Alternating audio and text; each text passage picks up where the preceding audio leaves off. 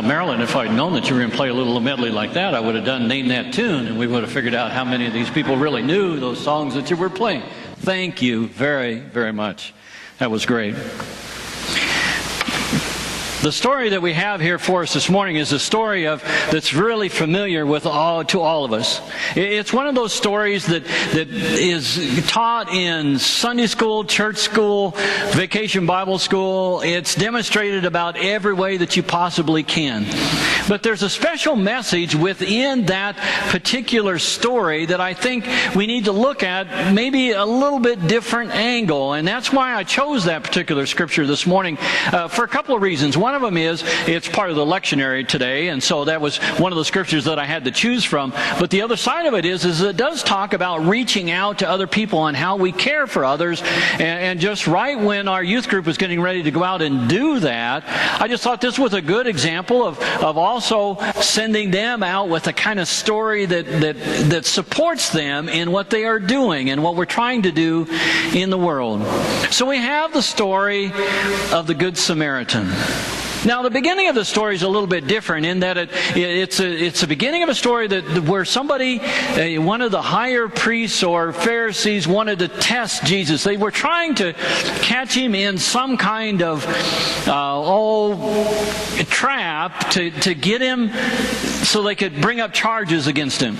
And so they're starting to ask him difficult questions that they already knew the answer to, or they thought they knew the answer to, but hoping that it would trip him up just enough that they could point to him and say, now listen to him, he's giving you false information, he's lying to you, so that they could bring him up on charges. So one of the lawyers in the crowd challenged Jesus a little bit.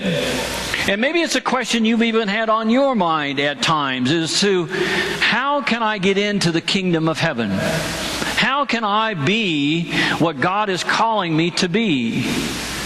What do I have to do to get to that level, to get to that position, to get to that place where I know my future is secure? And I think that's what this lawyer was looking for, what this gentleman that was looking to see what was going on, to see if he couldn't get the answer that would allow him to say, oh, I'm already there. So he asks Jesus this question. He says, what must I do to get into the kingdom of heaven? This kingdom that you've been talking about for a year or so now, and we've been hearing so much about, how do I get there? Now, I have a feeling that he already knew the answer that he was looking for. He was looking for the answer that said, well, just do good works, follow the law, do the things that doesn't get you into trouble, and you'll be there. But Jesus kind of turns the wheels just a little bit and turns it on him, and he asks him a question. He says, what does the law of Moses tell you? Knowing that this Pharisee knew what the law of Moses was all about. So he says, what does the law of Moses tell you? What is the law that you've been living under from the day you were born? What does it say to do? So the man kind of puffs up his chest just a little bit, and he says, I know the answer to this. It's written in Deuteronomy 6. We studied this since we were little kids.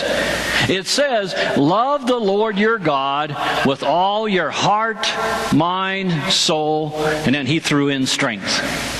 Okay? So he knew what the requirement was. He knew that if he could say that, then that answered the first 4 parts of the 10 Commandments. Loving the Lord, the God, with everything that you have means that you're not going to have any other idols before God, that you're always going to honor God, that you're always going to be praising God and worshiping God. And then he adds what comes out of the Leviticus, another of those books that he had to learn as a child. He says, and love your neighbor as yourself. Now, and that's an interesting phrase if you really think about it, as you really mull it around in your mind. Do we really follow that instruction? Do we personally, even in today's society, say, I really love my neighbor as much as I love myself? Well, that's what he said. I mean, that's what this gentleman was looking for. He says, I've got this covered. He says, I've got this, and this is a piece of cake. I've followed all the laws. I haven't disobeyed any of them. Of course, I haven't gone beyond the laws and done what God wanted me to do beyond what those were, but at least I haven't broken any of those laws. And if I treat my neighbor as much as I treat myself, then I got it made. To which Jesus kind of agrees with him. He says, go and do likewise. Now, he's really feeling good. And he wants to justify his actions. So he asked Jesus a simple question, a question that he was pretty sure that Jesus wouldn't answer the way that he wanted him to answer, when he asked him, who is my neighbor? Now, I would imagine for most of you thinking about that, neighbor is the guy that lives next to you, the house right down the street. Anybody that might be in your neighborhood would be your neighbor.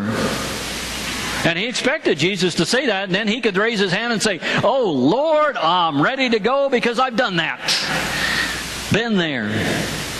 Well, I was afraid to go. Been there, done that, bought the t-shirt. He was ready to enter into the kingdom of heaven. But Jesus told him a story instead. He says, there was a man going from Jericho, a Jewish man.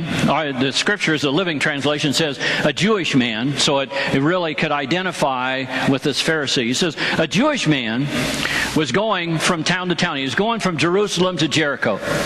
And it's kind of a hilly and dangerous country.